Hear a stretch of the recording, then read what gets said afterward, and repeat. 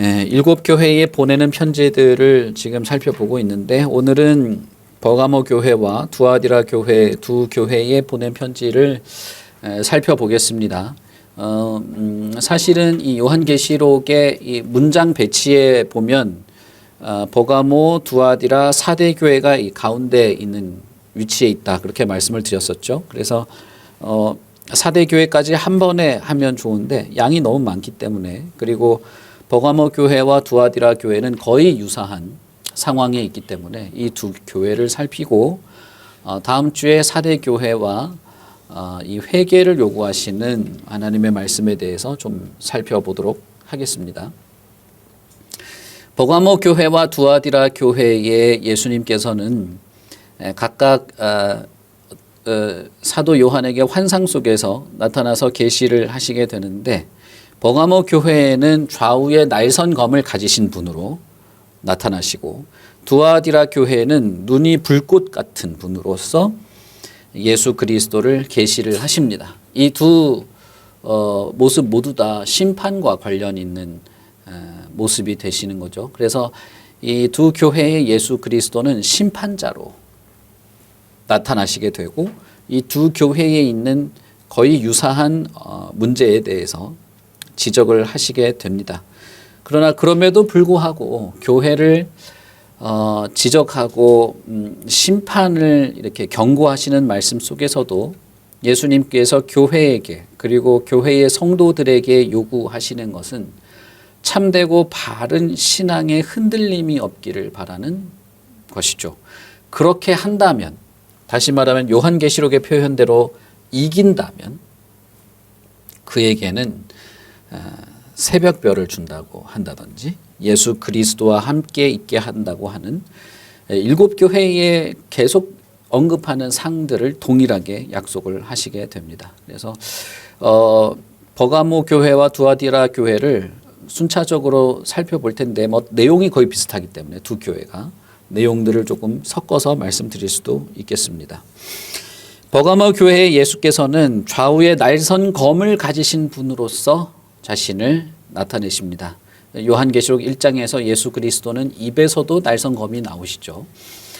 그것을 또 인용을 하게 된 것이고, 나중에 16절에서도 날선 검으로 내가 너희들에게 속히 가겠다라고 하는 말씀을 또 언급하시는 것을 봐서는 아주 예리한 심판자로서, 그리고 단호한 심판자로서 버가모 교회에 예수께서 전하는 말씀이 있다는 것을 알 수 있겠습니다. 버가모 교회에 있는 문제는 우리가 읽은 것처럼 발람의 교훈을 지키는 자들이 있고, 에베소 교회에서는 에베소 교회도 니골라당이 있었지만 에베소 교회는 니골라당을 이렇게 쫓아냈죠. 그러나 버가모 교회는 니골라당을 이렇게 품었던 것이죠. 그래서 이런 문제들을 지적하게 됩니다. 그런데 그 문제를 지적하기 전에 예수님께서는 버가모 교회에 있는 긍정적인 면에 대해서 칭찬을 하게 됩니다. 그것은 무엇이냐 하면 버가모 교회가 사탄의 권좌가 있는 그런 상황 속에서도 그리스도의 충성된 증인들로서 끝까지 믿음을 지키려고 하는 것들을, 끝까지 믿음을 저버리지 않고 있는 것들을 했었다는 것입니다. 13절에 보시면 내가 어디에 사는지를 내가 아노라. 거기에는 사탄의 권좌가 있는데 내가 내 이름을 굳게 잡아서 내 충성된 증인 안디바가 너희 가운데 사탄이 사는 곳에서 죽임을 당할 때도 나를 믿는 믿음을 저버리지 않았다라고 말하죠. 여러분, 그 앞에 있는 서머나 교회가 칭찬받은 것이 무엇이었습니까? 그들이 예수 그리스도의 충성된 증인들이었다. 그렇죠? 그것을 칭찬받았죠. 빌라델비아 교회도, 지난주에도 빌라델비아 교회도 그리스도의 충실한 증인, 다시 말하면 예수 그리스도를 부끄러워하지 않고 그의 가르침들을 숨기지 않고 당당하게 드러내고 증언하고 증거하는 일로서 칭찬을 받은 것을 여러분 기억하실 겁니다. 이것이 대단히 중요한데, 왜냐하면 예수 그리스도를 믿는 사람으로서 살아가는 것, 혹은 예수 그리스도의 가르침을 숨기지 않고 드러내는 것은 목숨을 위협하는 상황 속에 있었기 때문입니다. 요즘 같은 시대에도 예수 믿는 것을 막 나타내서 드러내고 뭐 이런 것들을 잘 하지 않죠. 여러분들 하시는지 모르겠지만 저 어디 가서 저 목사인데요 이런 말 잘 안 하거든요. 굳이 뭐 말할 필요도 없고. 그러나 이 시대에는 예수 그리스도에 대한 가르침을 숨겨야만 목숨을 부지할 수 있는 시대였습니다. 여기도 보면 안디바가 이제 사형을 당하죠. 그럼에도 불구하고 충성된 증거를 하는 예수 그리스도를 부끄러워하지 않고 배반하지 않는 자였다는 것은 대단히 중요한 것이었습니다. 그러니까 버가모 교회의 어떤 상황은 매우 서머나 교회나 빌라델비아 못지않게 환난 가운데 있는 상황이었음에도 불구하고 예수 그리스도를 믿는 믿음을 저버리지 않는, 다시 말하면 예수 그리스도를 모르는 자들과 섞이지 않고 그들의 삶의 방향을 따르지 않고 예수 그리스도를 따를 뿐 아니라 그의 가르침들을 증거하는 일들을 잘 했다는 것입니다. 이 기준으로 현대 교회를 혹은 현대 교인들인 저와 여러분들에게 이 기준으로 적용한다면 글쎄요, 우리가 얼마나 당당할 수 있을까요? 우리는 세상에서 이 대한민국 사회에서 제시하는 기준에 우리가 맞추어 살려고 하지 않습니까? 혹은 하나님을 알지 못하는 사람들의 생활 습관에 그대로 젖어 살지 않습니까? 언행이나 이 말을 하는 거나 단어를 선택하는 거나 어떤 행동을 하거나 무엇을 더 좋게 여기는 것이라든지 하는 것에 보면 예수를 믿는 사람인지 안 믿는 사람인지 말만 하는 걸 들어봐서는 전혀 구별도 되지 않는 그런 사람일 수도 있는 겁니다. 그러나 버가모 교회는 그렇지 않았다는 것이죠. 이 버가모라고 하는 지역은 매우 유명한 지역입니다.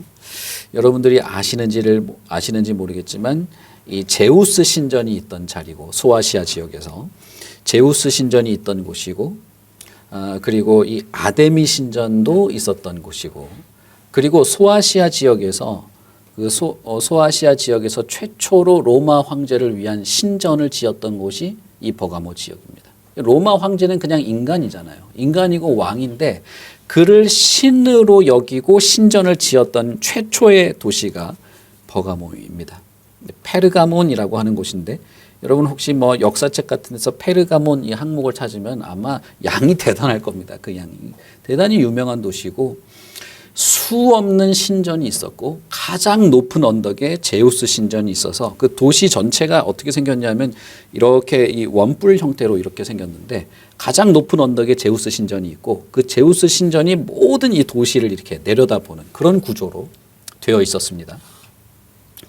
그런 면에서 여기서 보면 사탄의 권좌가 있는 도시였다. 나는 너희들이 어디에 사는지 안다라는 말씀을 조금 이해해 볼 수 있을 겁니다. 그리고 예수 그리스도의 충성된 증인이었던 안디바가 바로 그 신전에서 제물처럼 죽임을 당한 것을 쉽게 예상해 볼 수 있겠죠. 여러분, 이것이 버가모 교회의 교인들이 살던 시대였다는 거예요. 그런 교회의 상황 속에서도 믿음을 저버리지 않았던 그들을 예수 그리스도께서는 칭찬하십니다. 그러나 이 두 교회, 버가모와 두아디라 이 두 교회에 예수님께서는 책망할 것이 있다라고 말씀을 하십니다. 이 요한계시록의 7편지의 구조에 대해서 제가 말씀드렸던 것처럼 이 맨 처음과 맨 끝에 상당한 어떤 문제가 있는 두 교회, 그리고 그 다음에 이렇게 치즈처럼 있는 아주 칭찬을 받고 건실한 교회, 그리고 가운데 이 중심 자리에 있는 이 세 교회가 사실은 이 교회가 처한 어떤 아주 그 전반적이고 중요한 모습을 보여준다고 말씀을 드렸죠. 이 버가모와 두아디라 교회가 저는 확실히 역사 속에 존재했던 모든 교회들의 가장 큰 어떤 그 문제점들을 대변한다고 생각을 합니다. 그리고 그것은 현재 우리 이 2022년에 있는 한국교회, 우리 교회를 포함한 저와 여러분들이 겪게 되는 문제이라고 생각을 합니다. 이것은 현재형이에요. 편지 자체는 과거에 쓰여진 것이지만 이것은 역사 속의 모든 교회에 해당되는 문제이고 현재 우리의 교회에 해당되는 문제이고 교회라고 하는 어떤 단체나 어떤 구조가 아닌 각 개인에게 해당되는 문제이기도 합니다. 그것은 무엇이냐 하면 믿음을 저버리지 않고 지키려고 하는 것, 심지어는 그런 상황, 그런 아주 목숨을 위협받는 상황 속에서도 예수 그리스도의 증인으로 살아가는 것을 함에도 불구하고 발람의 교훈을 지키는 것도 동시에 있다는 것입니다. 이것을 예수 그리스도께서는 문제로 말씀하시는 것이죠. 14절에 보시면 너희들에게는 발람의 교훈을 지키는 자들이 있다. 발람은 이스라엘 자손들에게 걸림을 놓아서 우상의 제물을 먹게 하고 행음을 하게 하고 니골라 당의 교훈을 지키게 하는 자들이 있다라고 말하고 있는 것입니다. 버가모 교회는 이교도의 위협에 저항하고는 있었지만 그러나 이교도의 영향에 빠져들고 있었다는 것입니다. 이교도의 이 유혹 혹은 우상 숭배의 관습을 묵인하고 받아들이는 것들이 버가모 교회의 날선검으로 찾아오셔서 그들을 심판하시겠다고 하는 것을 듣게 하였습니다. 이것을 예수 그리스도께서는 발람과 같은 자들이라고 말한 것이죠. 여러분, 발람은 어디에 나옵니까? 발람 혹시 생각나십니까? 이스라엘 백성들이 모압 평야에서 가나안으로 들어가려고 대기하고 있을 때 발락이라고 하는 가나안의 왕이 발람이라는 선지자를 섭외를 합니다. 그래서 이스라엘 백성들을 저주해라라고 하죠. 처음에 발람 선지자는 거절을 합니다. 아니, 하나님의 백성이라고 하는데 저주해가지고는 안 됩니다 하다가 이 왕이 아주 거액의 재물을 제안을 하죠. 그래서 발람은 돈 때문에 자신의 경제적 이익을 위해서 하나님의 백성들을 타락시키게 하는 일을 애쓴, 그렇게 한 사람으로 남게 된 것이죠. 이 발람의 이야기는 아주 재밌습니다. 발람이 이 그 큰 재물에 그래서 이 정도 돈이라면 내가 하겠습니다 하고 아침에 일어나서 자기 나귀를 데리고 모압 평야의 그 언덕에 이 이스라엘 백성들이 내려다 보이는 언덕으로 올라가서 그들을 저주하려고 나귀를 타고 올라갈 때 천사가 그 앞에 막아섭니다. 천사가 그때 칼을 들고 좌우에 날이 선 칼을 들고 못 가게 막아서는 것이죠. 그런 면에서 예수 그리스도도 날선 검으로 드러나는 때에 이 버가모 교회의 타락을 막으려고 하는 것으로 드러나는 이 예수님으로 볼 수도 있습니다. 어쨌든 그렇게 했을 때 발람이 나귀는 천사를 보죠. 그러나 발람은 천사를 보지 못했습니다. 그래서 나귀가 천사를 보고 안 올라가려고 하니까 발람이 몽둥이로 나귀를 계속 때리지 않습니까? 그러니까 나귀가 계속 얻어맞다가 나중에는 하도 답답하니까 나귀가 사람 말을 하잖아요. 그래서 그런지 군대에도 못하는 애는 계속 때리면 결국 하게 되는 뭐 그런 게 있는지 모르겠지만 나귀가 얻어맞다가 하도 힘드니까 사람 말을 합니다. 그만 좀 때리라고. 그리고 나서 발람이 천사를 보죠. 그런 장면이 있습니다. 그리고 그때 그러면 모압 평야에 모여있던 이스라엘 백성들은 어떻게 됐는가? 이 발락이 보낸 여자 선지자들, 다시 말하면 바알과 이 아세라를 섬기는 그 여자 사제들이 이스라엘 백성들에게 찾아와서 그 여자 사제들과 음행을 하는 일들이 그 아침에 벌어지게 됩니다.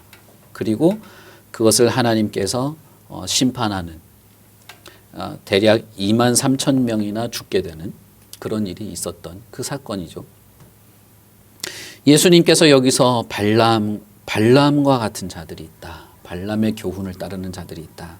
라고 말할 때는 그와 유사한 것이 지금 이 이스라엘 사람들, 이 버가모 교회에게 있다고 말하는 것입니다. 다시 말하면 버가모 교회의 어떤 사람들이 이교 문화 혹은 우상 숭배 혹은 이교 이 우상숭배나 하나님이 아닌 다른 제도, 종교적 관습들을 들여오고 그것과 음행하듯이 뒤섞이는 일들을 시도했다는 것입니다. 이런 일은 사실 버가모 교회만 있었던 것이 아니라 두아디라 교회에도 있었습니다. 그리고 고린도 교회에도 이 문제가 있어서 바울 사도는 고린도 교회에도 심각하게 경고를 하는 내용이 있었습니다. 왜 이런 일이 생겼을까요?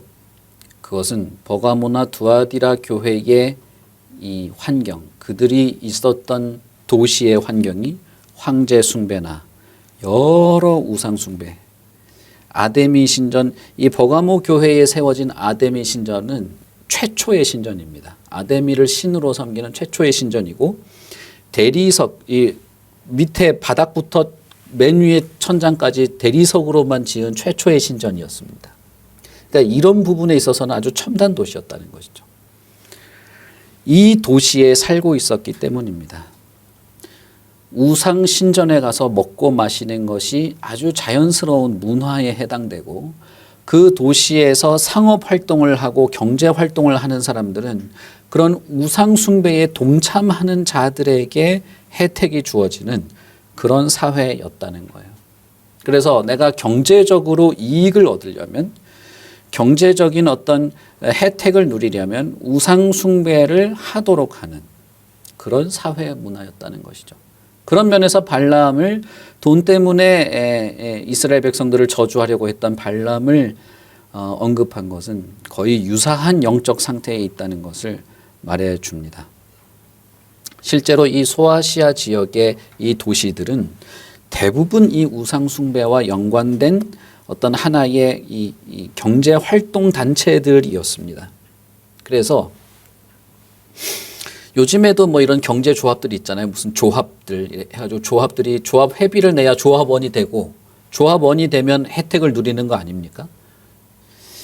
이 당시는 마치 회비를 내듯이 이 재단에 재물도 바치고 우상 숭배의 이 이방신들과 이 사제들과 음행을 하는 것을 통해서 자기들의 상권을 유지하고 상인의 어떤 조직들을 유지하고 경제력을 보장받는 일들을 했던 것입니다. 그러니까 다르게 말하면 중세시대의 길드와 비슷한 거예요. 상인 길드. 이 상인 길드가 나중에는 중산층이 되고 이 예술가들을 배출하게 되지 않습니까? 그런 것처럼 이 고대 사회에도 아데미 신전에서 이 사제들, 여자 사제들과 음행을 하면서 이 재물을 바치면서 우상 축제에 참여하지 않으면 상업 활동을 전혀 할 수 없게 되는 그런 것이었다는 거죠. 내가 좀 더 잘 먹고 잘 살고 행복해지고, 그리고 그렇게 살아가는 것이 아주 평범한 일상인 도시에서 이런 교훈들이 교회에 스며들어 왔다는 것입니다. 그리고 그것은 심지어 충성된 증인이었던 안디바와 같은 사람을 죽게 만들 정도로 강한 영향력을 가지고 있었다는 것이죠. 이런 우상 숭배에 참여하지 않는다면 우리 도시의 주민이 아니다. 여러분, 이것은 이제 바울 사도가 소아시아 지역에 전도할 때를 보면 잘 알 수 있습니다. 바울 사도가 전도할 때 어떻게 됐습니까? 예수 그리스도를 전하는 이 교훈 때문에 그 상인 조합에서 들고 일어나서 고소 고발을 하지 않습니까? 이들이 하는 행위를 보면 재밌어요. 소아시아 지역에서 아데미 신을 모욕했다. 그래서 그 도시의 주민들이 고소를 하죠. 이것은 여러분 보십시오. 그러면 정치 제도가 종교와 분리되어 있지 않다는 거죠. 종교적으로 불쾌감을 느끼니까 사법당국에 고소를 하는 그런 일이 소아시아 도시에 있었죠. 그리고 그 지역에 단순히 뭐 아데미 신상을 깎아 만드는 사람들의 상인들의 문제였다라고 해석하기 어려운 것은 소아시아 지역의 그 주민들이 전체적으로 도시와 도시를 넘나들면서 바울을 암살하기 위해서 암살단을 조직할 정도의 그런 일들을 했던 것을 생각하면 사실상 이 도시의 주민이라면 황제 숭배와 이런 여러 우상 숭배하는 것에 대해서 필수적이고 의무적으로 참여했다는 것을 알 수 있습니다. 이런 상황 속에서 그리스도인들 혹은 교회는 두 가지 선택권이 있을 겁니다. 하나는 끝까지 믿음을 지키면서 죽음도 불사하든지, 아니면 적절히 타협을 하면서 어느 정도 선에서 선을 지키려고 하든지. 버가모 교회와 두아디라 교회는 후자를 선택한 것입니다. 적절히 타협을 하고 적절히 교양도 지키고 적절히 한쪽 발을 담궈두면서 선을 지켜보려고 한 것이죠. 이런 사회적 압력 속에서 교회 안에서 내부적으로 발람과 같은 사람들, 혹은 두아디라 교회에 있는 이세벨과 같은 지도자들이 있었던 것입니다. 그들은 이스라엘 백성들을 음행하게, 우상의 제물을 먹게 하고 음행하게 하였습니다. 음행했다는 것은 단순히 육체적으로 성적인 문란함을 했다는 의미라기보다는 이런 사회적 압력과 우상 숭배에 해당되는 것들을 이게 주도적으로 하는 그런 사회 문화와 타협을 했다는 것입니다. 우상 숭배의 영향 때문에 타락해 가고 있는 이 교회에 대해서 예수 그리스도는 단호하게 말씀하십니다. 회개하라. 그렇지 않는다면 내가 내게 속히 가서 검으로 내가 싸우겠다라고 말하는 것이죠.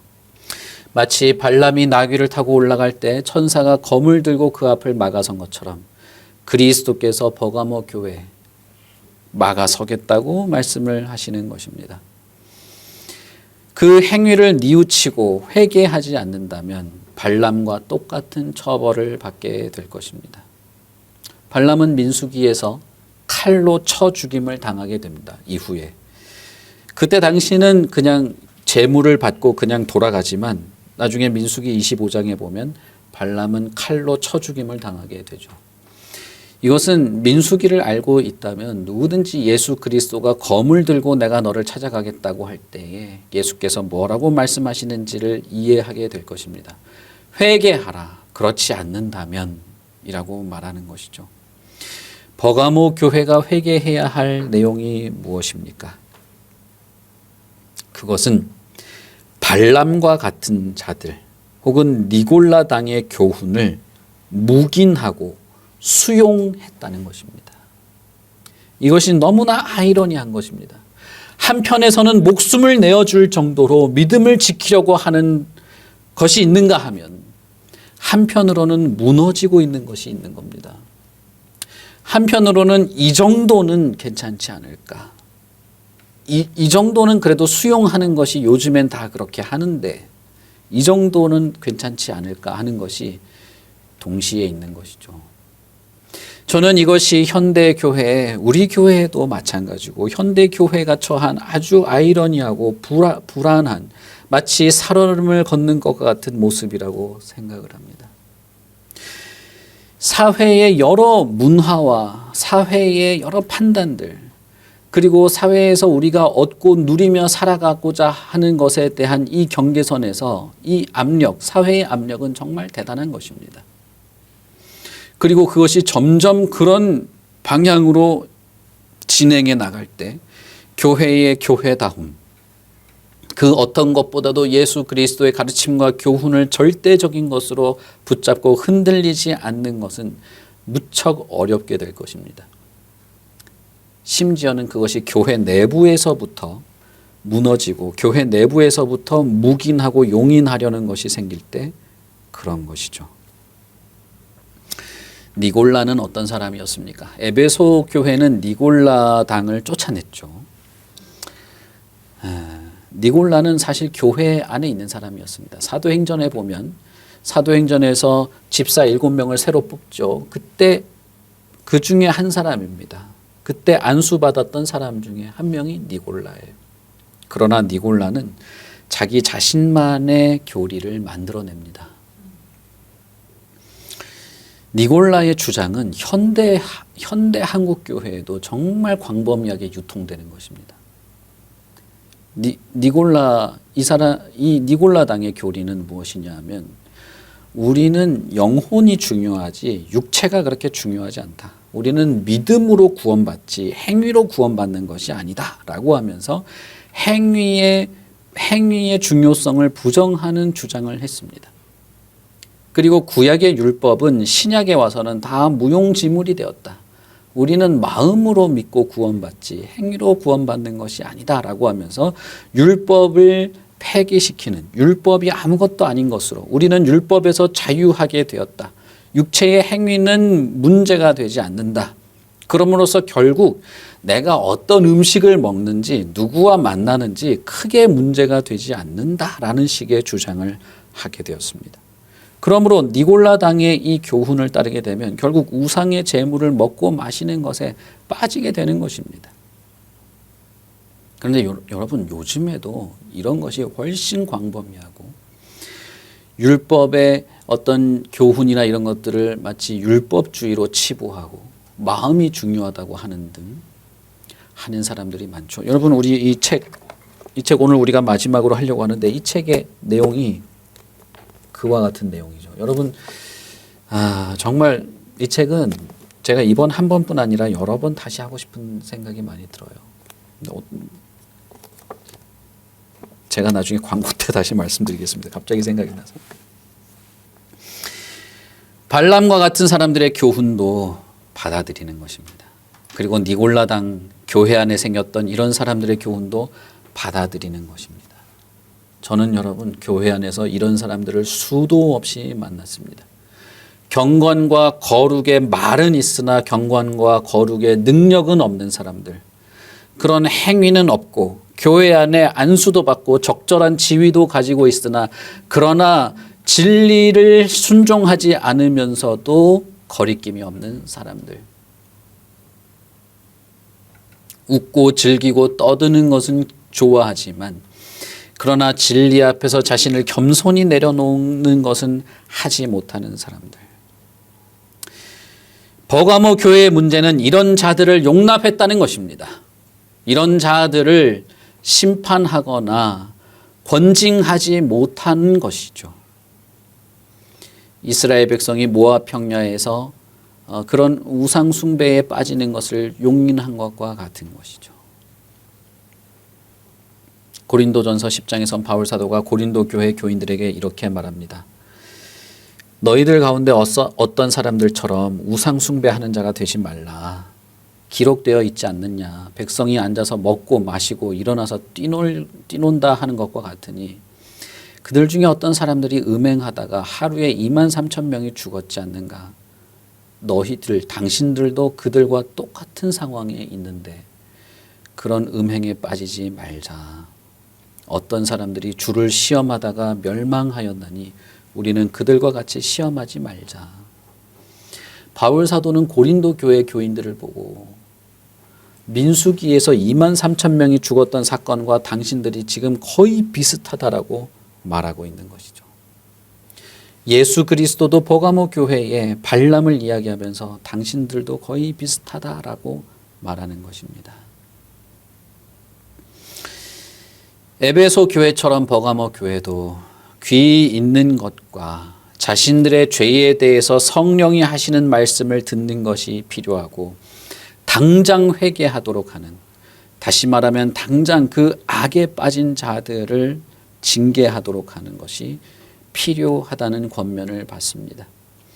만약 이 사람들이 그런 거짓된 주장들을 징계할 수 있다면 그들은 예수 그리스도의 약속을 유업으로 받게 될 것입니다.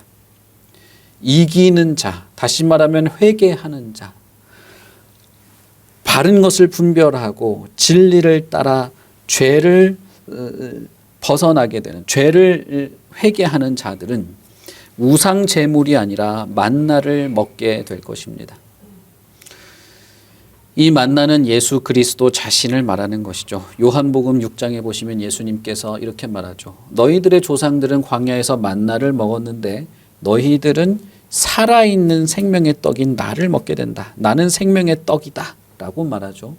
예수님은 자기 자신을 생명의 만나처럼 말한 적이 있습니다. 그러니 여기서 이기는 자, 귀 있는 자, 성령이 교회에게 하시는 말씀을 듣고 자기 자신을 아프게 돌아보고 회개하고 죄를 끊어내는 자들에게는 우상 제물을 먹고 마시면서 그것 정도로 즐거워하고 행복해하는 것이 아니라 예수 그리스도와 함께 예수 그리스도를 영적인 만나로 먹고 행복하게 될 것을 약속하고 있는 것입니다. 그리고 그 위에 새 이름을 기록된 흰 돌을 받게 될 것입니다. 이것은 다 같은 말이에요. 만나를 받는 것이든 흰 돌을 받는 것이든.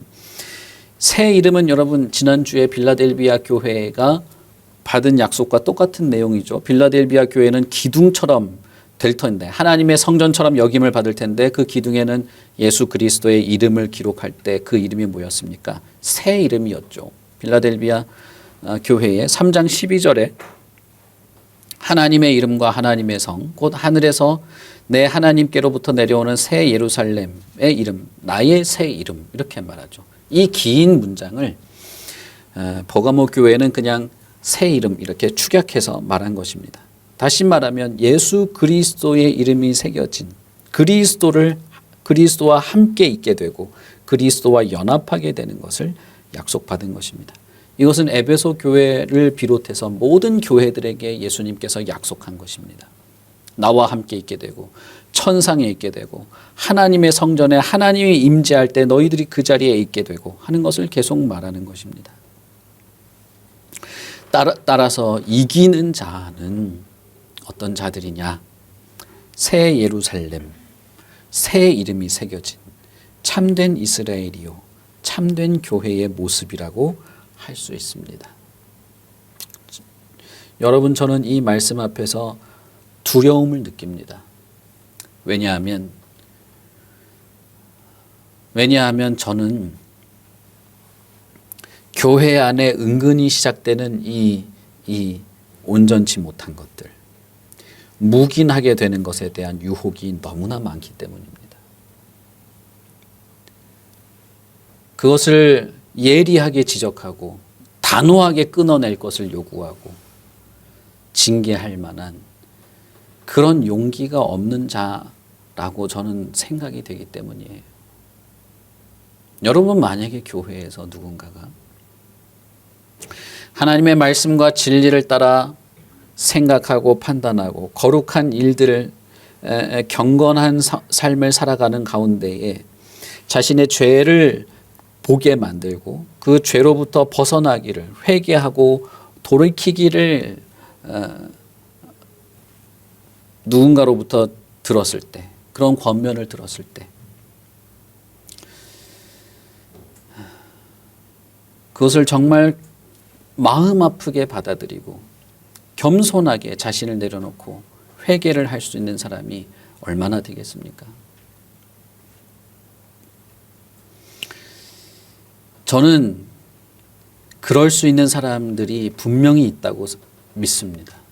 그러나 반대로 많은 사람들이 버가모 교회처럼 적당한 변명과 자기 합리화 속에서 그 죄를 벗어나지 못하는 것들도 많이 봅니다.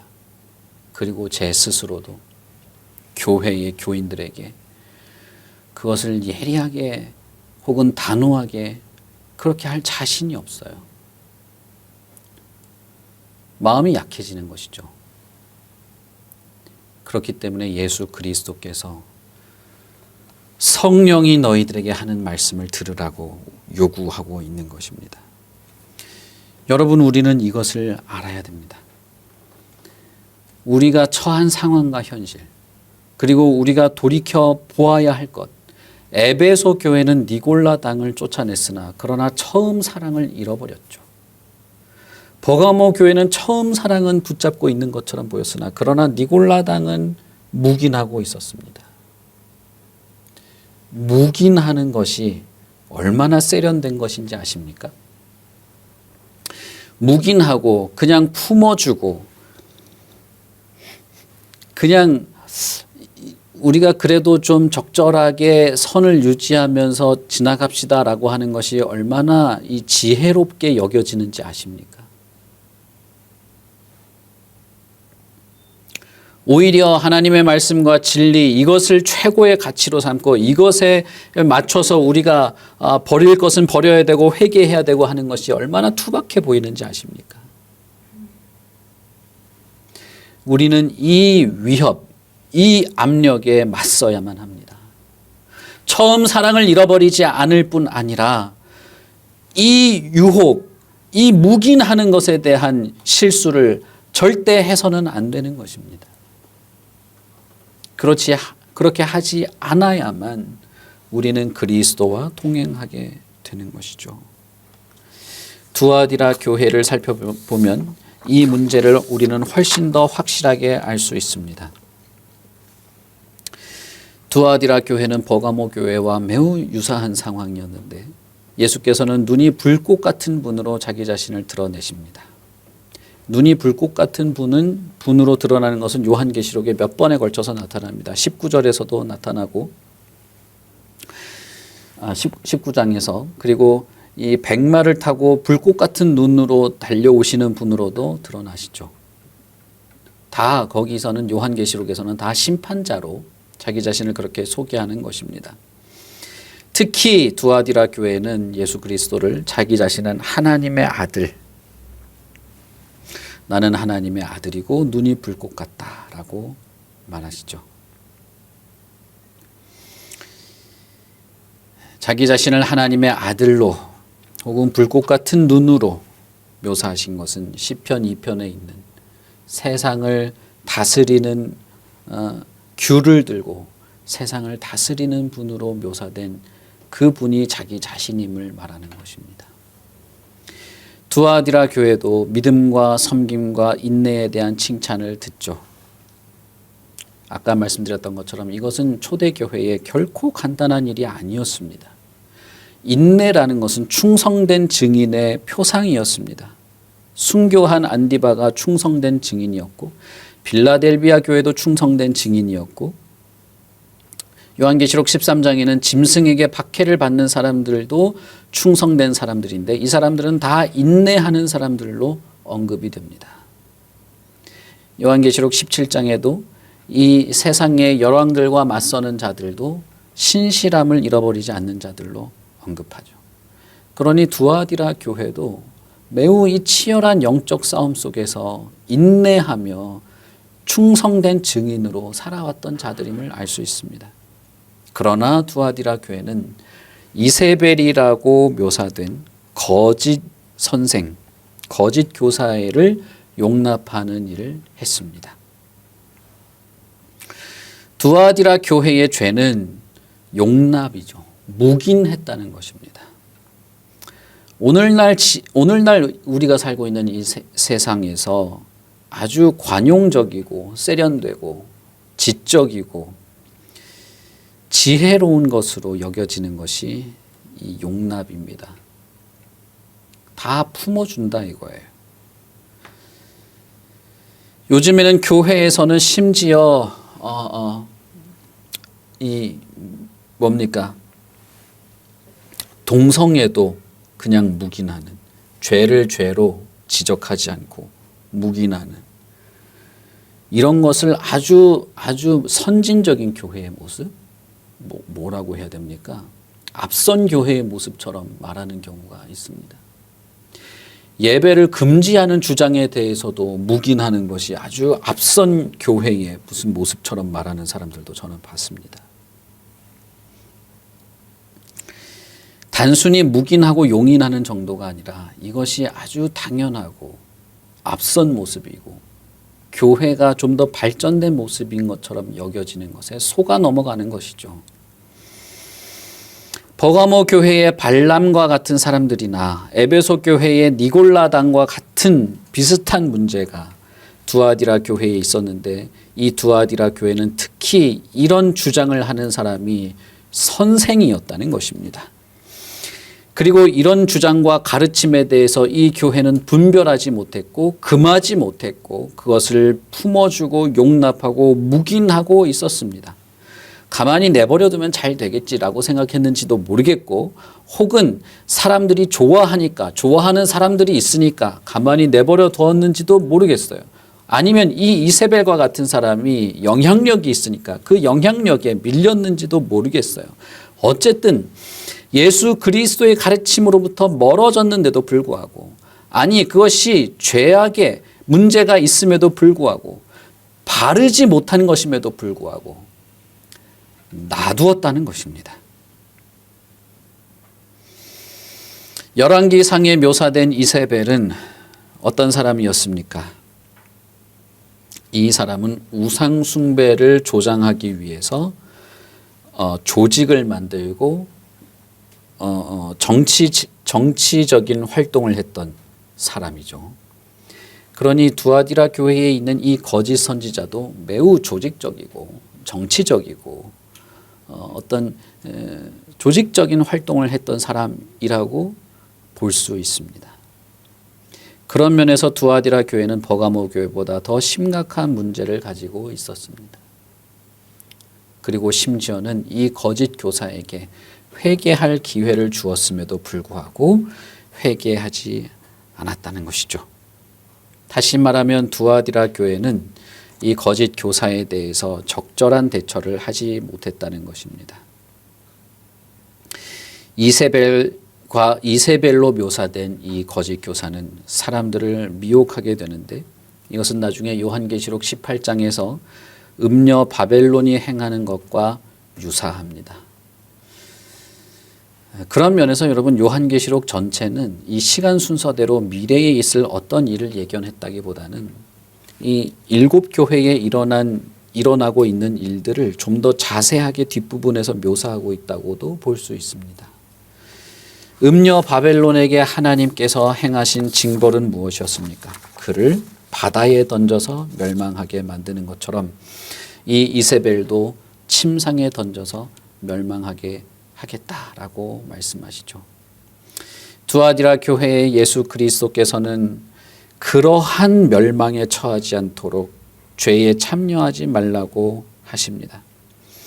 특히 예수 그리스도께서는 나는 사람의 행위대로 갚아주는 자이다 라고 말씀하십니다. 이것은 요한계시록에 계속 반복되는 주장입니다.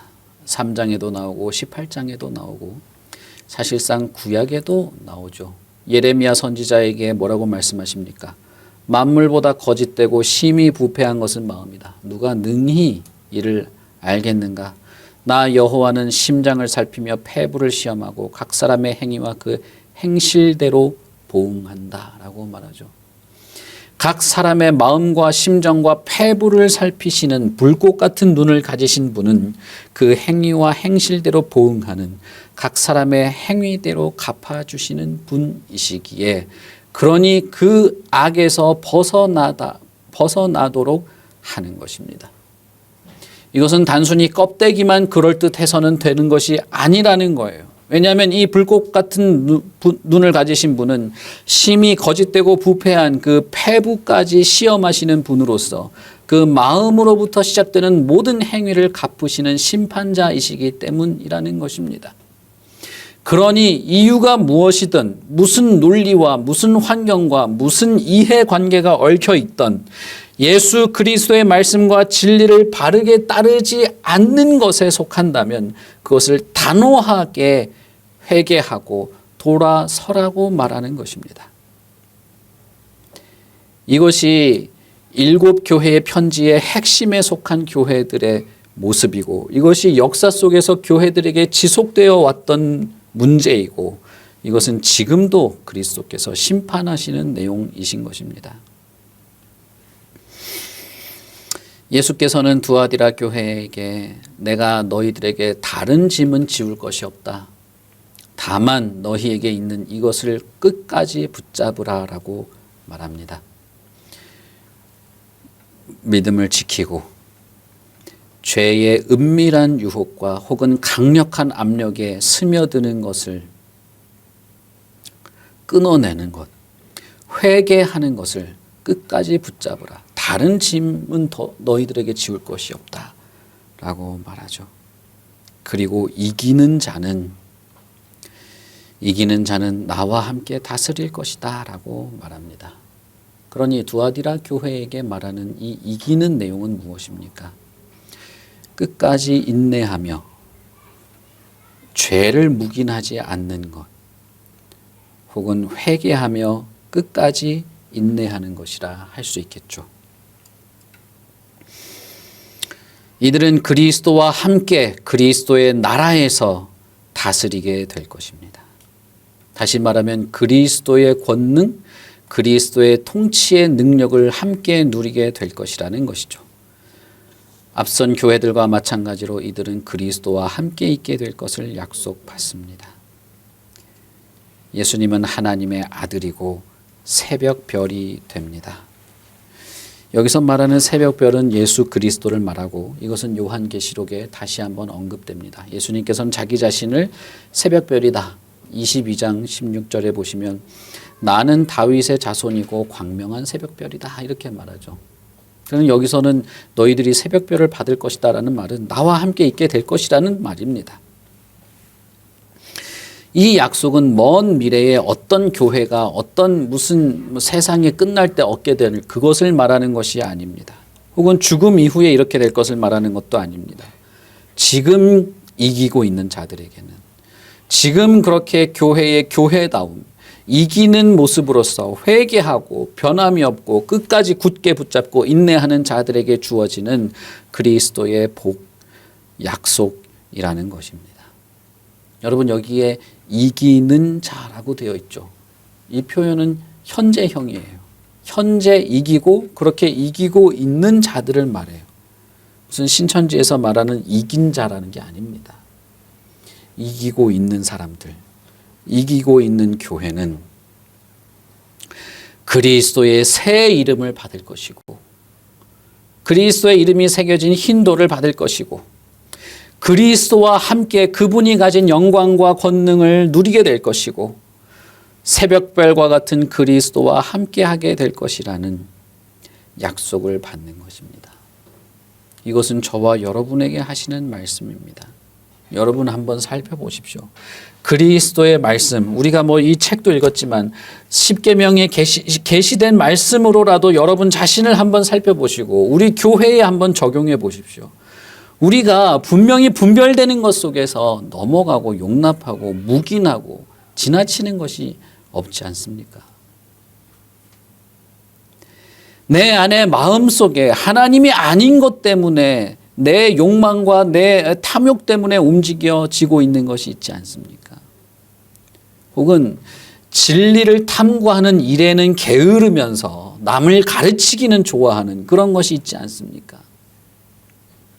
말씀을 함께 나누고 그 안에 깊이를 나누고 경험하고 연구하고 진리 앞에 바르게 서기 위한 것은 게으르면서 어떻게 분별하고 회개할 수 있습니까? 예수 그리스도와 함께 하는 것을 열망하지 않으면서 내가 이 세상의 모든 죄의 유혹과 이 압력에 내 게으름에 내가 저항하고 견디고 이기면서 그리스도와 함께 하려는 열망은 가지고 있지 않으면서 그저 종교적인 습관과 어떤 그런 과거의 어떤 자신의 행위를 가지고 그럴듯한 사람이라고 말할 수 있냐 이 말입니다. 예배의 순서와 어떤 예배의 행위에 참여한다고 해서 나는 괜찮은 사람이야 라고 말할 수 있겠냐는 것이죠. 그것은 사대 교회와 같은 것입니다. 제가 예전에 말씀드렸죠, 여러분. 나는 주일은 꼭 지켜. 자기가 만든 무슨 규칙 가지고 다른 것은 모르겠고 주일날은 나는 예배는 꼭 드려. 어디든지 나는 드려. 이러면서 어디 산으로 들러 놀러 갔다가 그 시간에 따라 근처 교회에 출석하고 이런 사람 제가 말씀드린 적 있죠. 그분은 자기가 엄청나게 경건한 사람이라고 생각했어요. 제가 봤을 때는 주일뿐 아니라 나머지 삶도 별로고 말도 험악하게 하고 자기 부하 직원한테 손찌검까지 하는 사람이었는데 자기는 종교 행위에 철저하다는 것 가지고 나머지는 다 묵인하는 것이죠. 우리에게는 이런 위험이 있습니다. 다른 사람도 다 그렇게 하고 요즘 교회는 다 그렇게 하고 요즘 세상의 트렌드는 이거고 좀 앞선 교회는 이렇게 하고 그래서 묵인할 수도 있고 어디서 이상한 것을 배워와서 그걸 가지고 거기에 쫓아다니면서 묵인할 수도 있고 자기 자신의 그럴듯한 종교 행위 몇 개 가지고 묵인할 수도 있습니다.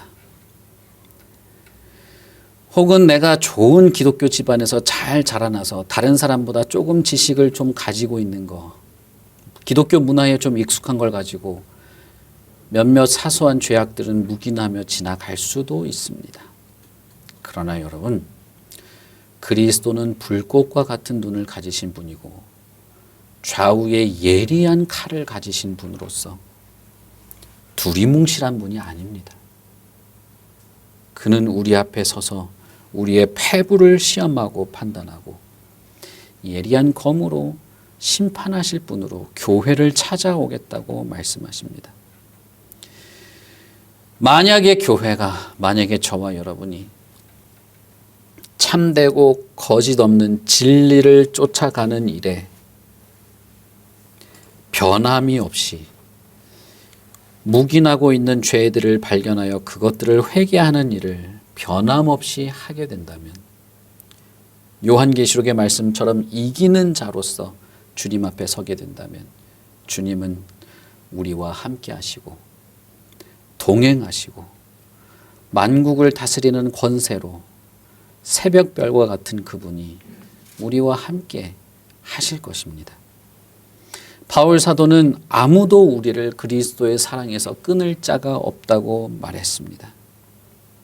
오히려 우리가 죽임을 당할지 몰라도 이기는 것을 할 수 있다고 말했습니다. 여러분 잘 보십시오. 이 두 교회에게 이기는 자라는 표현이 얼마나 어울리지 않습니까? 전혀 어울리지 않습니다. 버가모 교회는 이미 이단 제단에 이단 사당의 신당에 끌려가서 교인이 한 명 죽었어요. 그러면 그게 이기는 겁니까?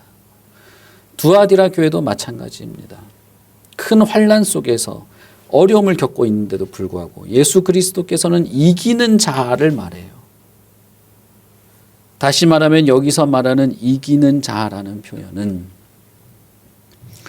죽임을 당하는 한이 있다 할지라도 그리스도 앞에서 기꺼이 충성스러운 증인으로 있다면 이기는 자라는 것입니다.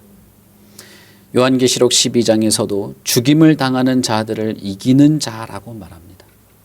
바울 사도는 로마서에서 우리를 그리스도의 사랑에서 끊을 자가 없다라고 하면서 우리가 주를 위하여 죽임을 당하게 되고 도살당하는 것처럼 도살당하게 된다 할지라도 우리는 넉넉히 이긴다라고 말합니다. 여러분 이것이 이기는 것입니다. 예수 그리스도께서도 그렇게 이기셨습니다.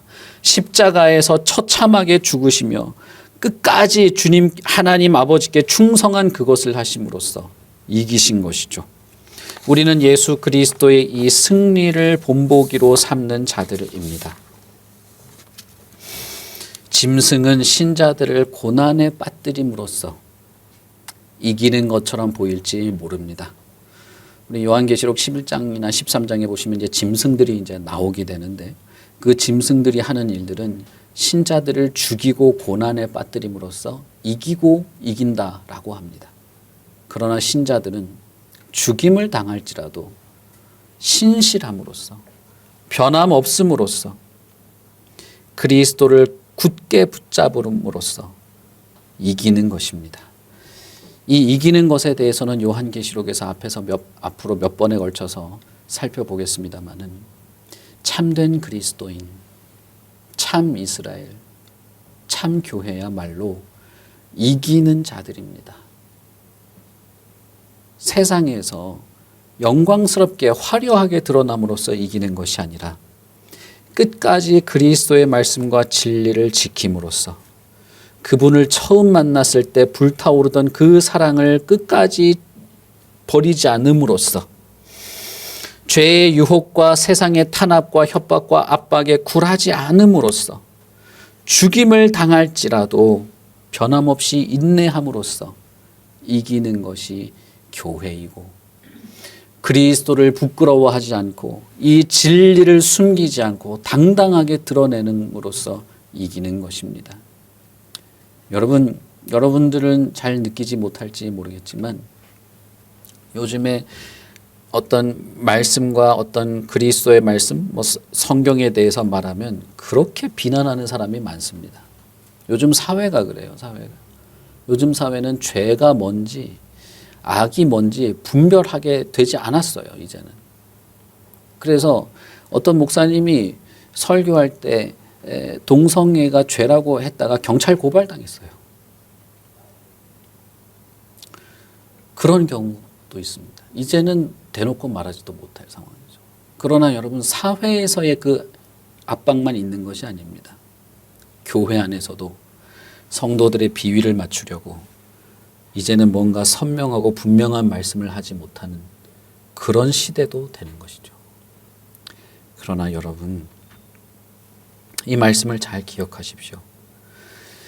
우리가 살아가는 이 시대는 요한계시록에서 말한 마지막 때입니다. 하나님의 말씀은 저와 여러분을 도닥거리기 위해서 하신 것이 아니라 우리를 온전케 하고 그 안에서 참된 행복과 평화를 맛보게 하기 위해서 하신 것입니다. 그리고 죄를 분별하며 죄를 묵인하지 않도록 용기와 담대함을 가지고 살도록 하신 것입니다. 그러므로 날선 검을 가지신, 불꽃과 같은 눈을 가지신 하나님의 아들이신 예수 그리스도의 이 말씀을 들으시고 진리를 잘 이해하고 배우고 파악하고 말씀에 바르게 서서 흔들리지 않고 분별력을 가지시기를 애쓰시기를 바랍니다. 애쓴다는 표현을 제가 사실 잘 좋아하진 않는데 어쨌든 여러분, 우리는 부단히 끝없이 이렇게 해야 하는 것입니다. 우리 같이 기도하겠습니다.